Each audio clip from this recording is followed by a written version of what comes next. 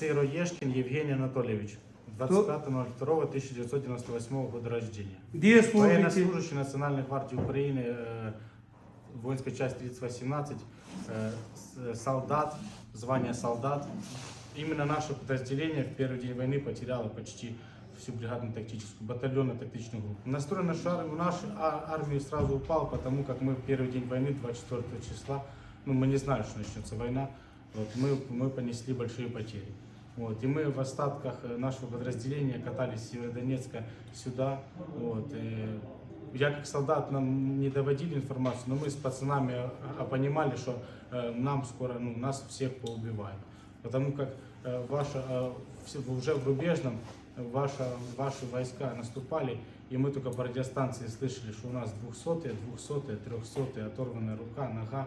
Не было даже пункта эвакуации, потому как скорая машина не могла подъехать. Желание противостоять российской армии есть?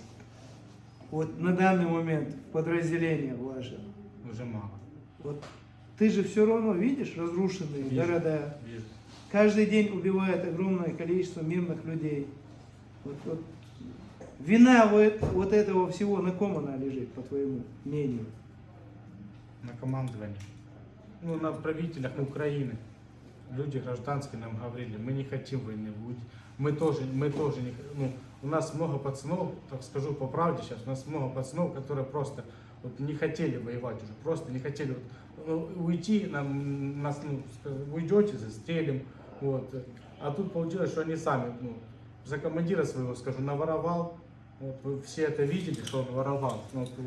Квартиры, которые они занимали, там они воровали, и воровали очень много. Воровали золото жменями, воровали и телеки, и плазмы, и на этих пикапах, и они кинули нас и уехали. Не знаю, как, куда там они уехали, но тыловой пункт управления находится в городе Лисичанск. Это что я знаю.